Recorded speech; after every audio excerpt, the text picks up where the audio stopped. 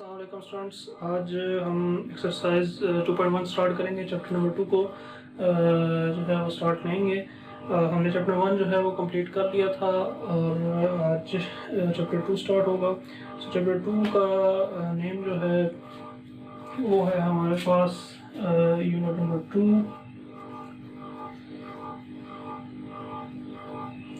तो ये हमारे पास हैं रियल नंबर्स।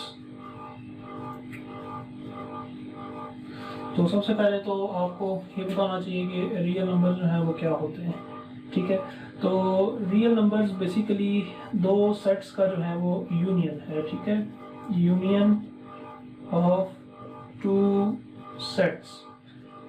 ठीक है जी। अब वो दो कौन से सेट हैं? एक हमारे पास होता है रैशनल नंबर्स, और एक हमारे पास होते हैं इर्रेशनल नंबर्स।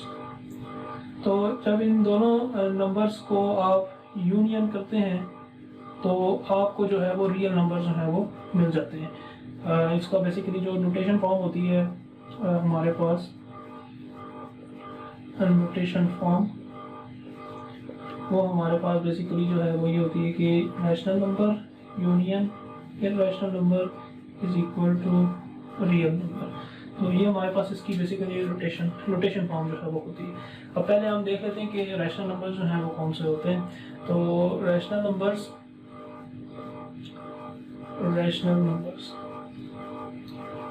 अच्छा, वो तमाम नंबर्स जिनको आप P ओवर Q फॉर्म में लिख सकें उसको आप रैशनल नंबर जो है वो बोलते हैं। एग्जांपल के तौर पे जैसे कि मेरे पास नंबर 2/1 या 4/2 या 6/3, ये तमाम वो नंबर्स हैं जिन्हें आप P ओवर Q की फॉर्म में लिख देते हैं। तो ये क्या बन जाता है? रैशनल नंबर बन जाता है।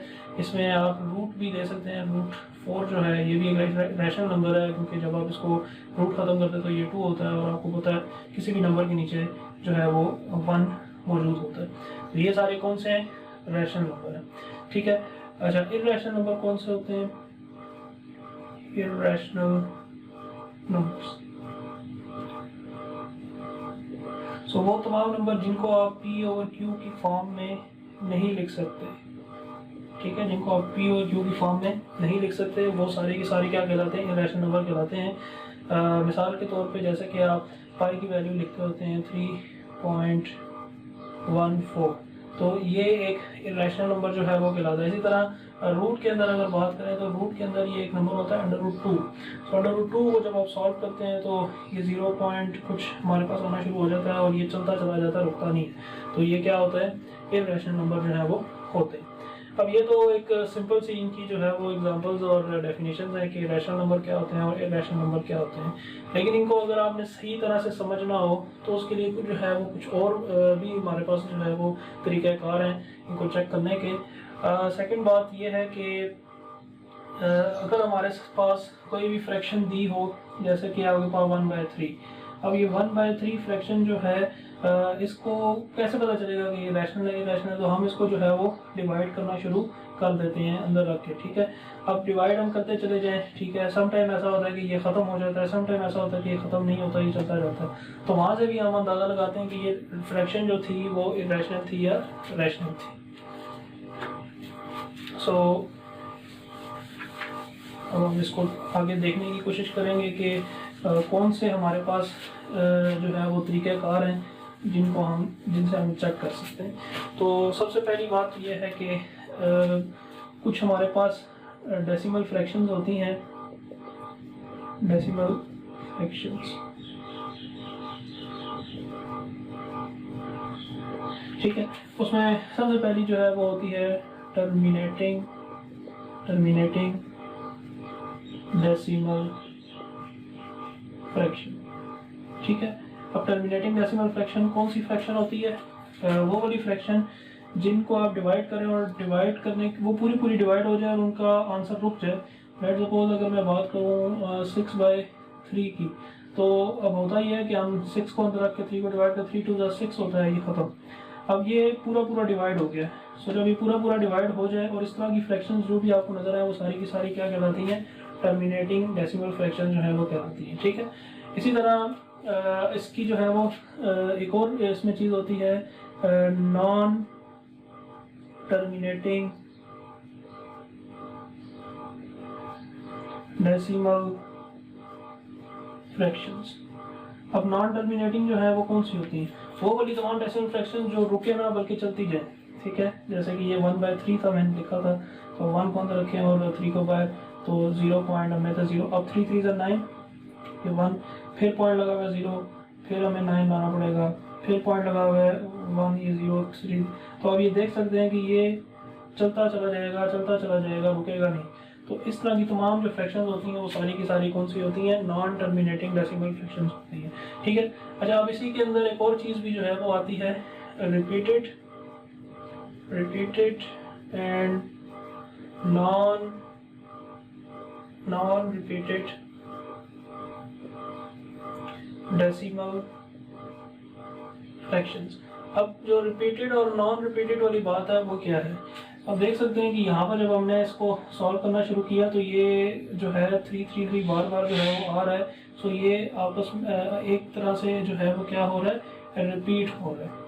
ठीक है, तो टर्मिनेटिंग और नॉन टर्मिनेटिंग के ही अंदर जब हम ये देखना शुरू कर देते हैं कि एक ही नंबर जो है वो बार चल रहा है, सो हम उसी फ्रैक्शन को फिर टर्मिनेटिंग या उसी फ्रैक्शन को हम रिपीटेड या नॉन रिपीटेड भी जो है वो बोल देते हैं। मिसाल के तौर पे अब ये नॉन रिपीटिंग, ये जो फ्रैक्शन है 1/3, ये है नॉन टर्मिनेटिंग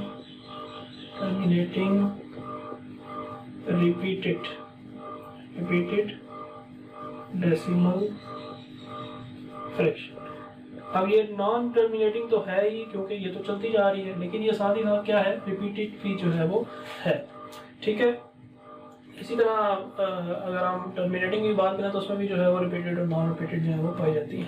इंपॉर्टेंट बात क्या है, इंपॉर्टेंट बात ये है कि जो फ्रैक्शन आपके पास नॉन टर्मिनेटिंग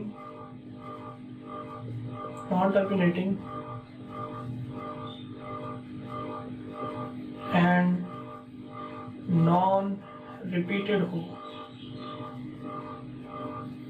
वही बेसिकली जो है वो इरेशनल फ्रैक्शन भी, इरेशनल जो है वो नंबर, इरेशनल नंबर भी कहलाता है। ठीक है, ये भी एक इम्पोर्टेंट बात है कि जो भी आपके पास फ्रैक्शन है वो नॉन टर्मिनेटिंग भी है और नॉन रिपीटेड भी है, तो वही हमारे पास क्या होगी, इरेशनल नंबर जो है वो कहलाएगी। चलिए जी, हम एक्सरसाइज जो है वो स्टार्ट करते हैं और उसमें हम देखने की कोशिश करते हैं कि कौन सी जो फ्रैक्शन हैं वो टर्मिनेटिंग हैं, कौन सी नॉन टर्मिनेटिंग है, कौन सी रियल है, कौन सी रिपीटेड है, कौन सी नॉन रिपीटेड है। तो हमारे एक्सरसाइज 2.1 है, एक्सरसाइज 2.1, और इसमें लिखा हुआ है convert the following rational numbers into decimal fractions and separate terminating and non terminating. तो ये तमाम रैशनल नंबर ही हमें दिए हुए हैं। ठीक है जी, और हमने इनको सेपरेट करना है, टर्मिनेटिंग और नॉन टर्मिनेटिंग सेपरेट करना है। तो कैसे करेंगे, 5 को अंदर रखेंगे एंड 7 को बाहर रखेंगे और डिवाइड करना शुरू कर देंगे। यहाँ आपने पॉइंट लगा लिया, 7 7 49, यहाँ आपके पास 1 आ गया, और पॉइंट लगा हुआ है तो आपने एक 0 और लगा देना है और आपके पास आ जाएगा 7 1 7 3, पॉइंट लगा हुआ है एक 0 और यहाँ पे आपके पास जो है वो 0 आ जाएगा, 7 4 28। ठीक है जी, उसके बाद फिर से पॉइंट लगा हुआ है एक और 0, यहाँ 2 बचता है, यहाँ 0 आ जाता है और 7 2 14। तो ज़्यादा कोशिश यही होती है पॉइंट के बाद 4 तक या 5 तक तकरीबन आप चेक कर लें। अब आप देख लेंगे कि ये चलता चला जा रहा है। ठीक है, ये आगे भी चलता जो है वो जाएगा। अगर हम इसको सॉल्व करें तो 6 आ जाता है, 60 आएगा, फिर उसको आप आगे ले चलेंगे। सो इस तरह की जो डेसिमल फ्रैक्शन है इसको आप क्या जो है वो बोलते हैं, नॉन टर्मिनेटिंग डेसिमल फ्रैक्शन। ठीक है जी, इसी तरह अगर हम पार्ट नंबर 3 की बात करें, तकरीबन ये सब पार्ट एक ही तरह के हैं, आप इसको ट्राई करेंगे तो आपको समझ आएगी। पार्ट नंबर 5 की बात करते हैं, 3/8। तो अब क्या है, 3 को आप अंदर रखेंगे, 8 को बाहर रखेंगे और 0.08 4 ज़ा 32, 8 3 ज़ा 24, आपके पास 6 बच जाएगा। पॉइंट लगा हुआ है 0 आपने इधर उतार लिया। 8 6 ज़ा 48, 8 7 ज़ा 56, आपके पास यहाँ पर 4 बचता है और एक और 0 और ये आपके पास। सो 8 5 ज़ा 40। अब ये आप देख लें कि ये क्या हो गया, एंड हो गया। इसका मतलब ये जो है वो क्या है, टर्मिनेटिंग डेसिमल फ्रैक्शन। तो जो एंड हो जाए वो टर्मिनेटिंग डेसिमल फ्रैक्शन है और जो एंड ना हो वो नॉन टर्मिनेटिंग डेसिमल फ्रैक्शन कहलाती है। ये तमाम जो पार्ट्स आप इनको ट्राई करेंगे तो आपको खुद ही सारी चीज़ें क्लियर होना शुरू हो जाएंगी।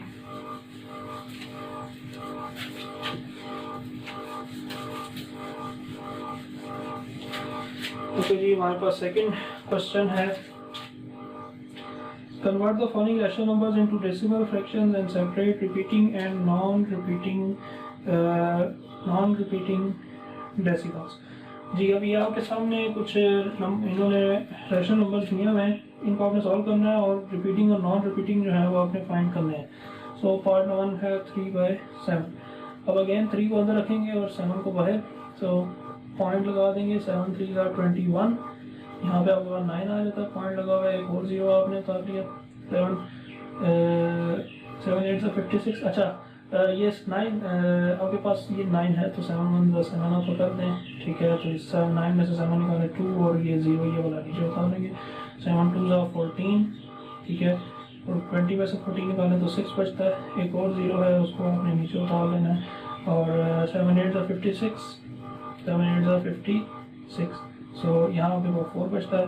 फिर आप 0 लगाएंगे, इधर आ जाएगा, ठीक है। फिर आप सॉल्व करेंगे तो इसका मतलब ये चलता जा रहा है, लेकिन ये क्या है, ये नॉन रिपीटेड है, ये नॉन रिपीटिंग है, नॉन रिपीटिंग डेसिमल फ्रैक्शन, ठीक है। ये नॉन रिपीटिंग डेसिमल फ्रैक्शन जो है वो आपके पास है। इसी तरह अगर हम कोई और क्वेश्चन जो है वो देखें, जैसे कि हमारे पास ये 4/7 क्वेश्चन, चलिए ये हम कर लेते हैं पार्ट नंबर 5 1/7। सो 7 को आपने 1 को अंदर रखना, 7 को बाहर, पॉइंट लगाएंगे। 7 1 ज़ा 7, आपके पास 3 बच जाएगा। फिर आपके पास पॉइंट लगा हुआ है 0, नीचे उतार लेंगे। 7 3 ज़ा 21, ठीक है जी।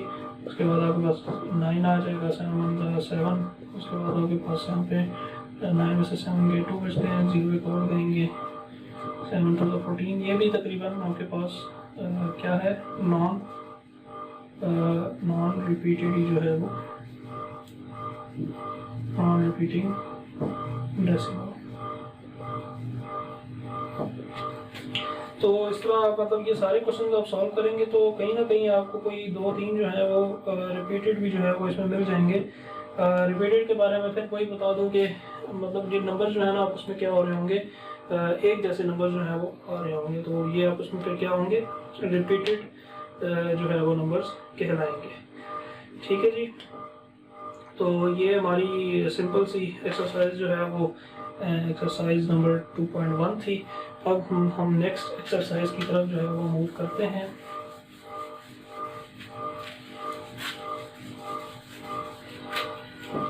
जी सो जो हमारा नेक्स्ट टॉपिक है उसका नाम है स्क्वायर्स। तो स्क्वायर्स क्या होते हैं, एक तो आप ज्योमेट्रिकल शेप जो होती है आपके पास, जिसकी 4 साइड्स जो हैं वो क्या होती हैं, इक्वल होती हैं। 4 साइड्स आर इक्वल, तो ये इसको आप जो है वो क्या बोलते हैं, स्क्वायर बोलते हैं, ठीक है। अब इस स्क्वायर का जब आप एरिया मालूम करने की कोशिश करते हैं तो आप जो उसकी लेंथ्स होती हैं जो कि सारी एक जैसी होती हैं, उनको आप उसमें क्या कर देते हैं, मल्टीप्लाई कर देते हैं, तो ये भी क्या बन जाती हैं, स्क्वायर। तो असल में जो स्क्वायर होता है वो यही होता है, ठीक है। और किसी वेरिएबल का अगर आपने स्क्वायर लेना हो या किसी भी नंबर का आपने स्क्वायर लेना हो तो उसके लिए क्या होता है, ठीक है, number multiplied by itself is called square, ठीक है, square of that number। तो एक नंबर जो है उसको आप उसी नंबर से मल्टीप्लाई कर दें तो वो जो नया नंबर आपके पास आएगा वो क्या होगा, स्क्वायर जो है वो कहलाएगा, ठीक है। इसी तरह वेरिएबल के अंदर अगर वेरिएबल को उसी वेरिएबल से मल्टीप्लाई कर दें तो फिर क्या होगा, वो उसका स्क्वायर जो है वो कहलाएगा। ये सिंपल सी जो है वो बातें हैं। अब किसी भी नंबर का स्क्वायर आपने फाइंड करना हो तो कैसे फाइंड करते हैं, हमारी जो एक्सरसाइज 2.2 है वो इसी पर बेस जो है वो करती है। वो कहता है find the square of the following numbers. आपने इनका स्क्वायर जो है वो मालूम करना है। क्वेश्चन नंबर 1 पार्ट नंबर 1 7 है, तो 7 का आपने स्क्वायर मालूम करना है और मालूम करने का तरीकाकार यही है, 7 को मल्टीप्लाई करेंगे 7 से तो ये आपके पास 49 जो है वो आ जाएगा। इसी तरह हमारे पास सारी तकरीबन नंबर जो है वो दिए हुए हैं। क्वेश्चन नंबर 2 जो है वो 11 है, तो 11 को मल्टीप्लाई कर देंगे 11 से तो ये 121 आ जाएगा, ठीक है। नॉर्मल मल्टीप्लिकेशन आप करेंगे, ठीक है, उसी नंबर के साथ तो आपके पास इसका आंसर जो है वो आ जाएगा। बहुत ही सिंपल जो है वो एक्सरसाइज है।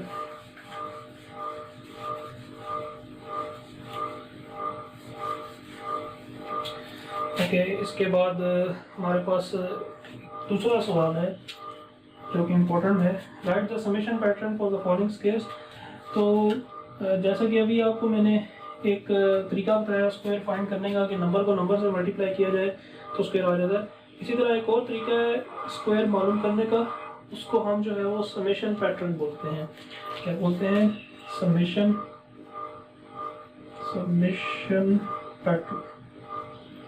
तो उसमें ये होता है कि हम एक पैटर्न जो है वो ड्रॉ करते हैं जिसको सॉल्व करने के बाद एंड पर हमारे पास वही जो है वो नंबर या स्क्वायर जो है वो आ जाता है। जैसा कि अब ये आपके पास जो है वो पैटर्न, अब इसका ड्रॉ जो है वो करेंगे तो देखिए कैसे ड्रॉ करेंगे। अब ये 6 है तो मैं इसको करूँगा 1 + 2 + 3 + 4 + 5 + 6। अब इस 6 के बाद आप वापस रिवर्स हो जाएंगे 5 + 4 + 3 + 2 + 1। अब अगर इनको ऐड कर दें आप, ठीक है, तो ये 3 और 3 6 और 4 10 10 और 5 15 और 6 21 और 5 26, ये 30 33 34 35 और 36।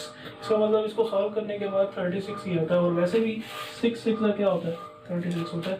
तो ये हमारे पास एक समेशन जो है वो पैटर्न होता है जिसके ज़रिए से हम स्क्वायर मालूम कर सकते हैं। इसी तरह अगर हम 8 का समेशन पैटर्न बनाएं तो कैसे बनेगा? 1 + 2 + 3 + 4 + 5 + 6 + 7 + 8, ठीक है। अब 8 ये आ गया, वापस रिवर्स हो जाए 7 + 6 + 5 + 4 + 3 + 2 + 1, ठीक है।